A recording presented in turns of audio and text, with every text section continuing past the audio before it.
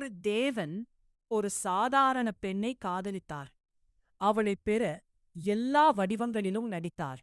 அந்த பெண் வள்ளி, இயற்கையுடன் வாழ்ந்த ஒரு எளிய கிராமப் பெண். அவளின் வாழ்க்கை அமைதியாக சென்று கொண்டிருந்தது. ஒரு நாள் முருகன் வள்ளியை பார்த்தார். அந்த ஒரு பார்வையில் அவர் மனம் கவரப்பட்டது. அவளைத் தான் திருமணம் செய்ய வேண்டும் என்று முடிவு செய்தார். முருகன் ஒரு முதியவராக வேடமிட்டார். வள்ளியிடம் சென்று அவளிடம் பேச முயன்றார்.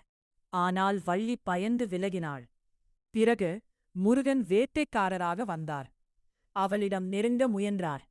ஆனால் வள்ளி அவரை ஏற்கவில்லை.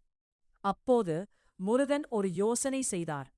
அவர் தன் சகோதரன் கணேசனை அழைத்தார். கணேசன் ஒரு பெரிய யானையாக மாறினார். வள்ளியை பயமுறுத்தினார். பயந்த வள்ளி அந்த முதியவரை தழுவிக் கொண்டாள்.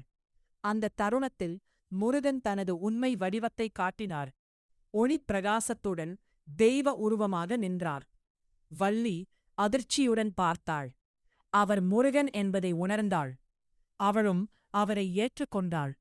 முருகன் ஒரு தெய்வம். ஆனால் இந்த கதையில் ஒரு பெரிய உண்மை இருக்கு. உண்மையான காதல் எந்த வடிவத்திலும் வரும். அதை அடைய முயற்சி அவசியம். இதுதான் முருகன் மற்றும் வள்ளியின் காதல் கதை. இந்த காணொளி பிடித்திருந்தால் விருப்பம் தெரிவியுங்கள். இன்னும் இதுபோன்ற காணொளிகள் பார்க்க பதிவு செய்யுங்கள். ஓம் சரவணபவ.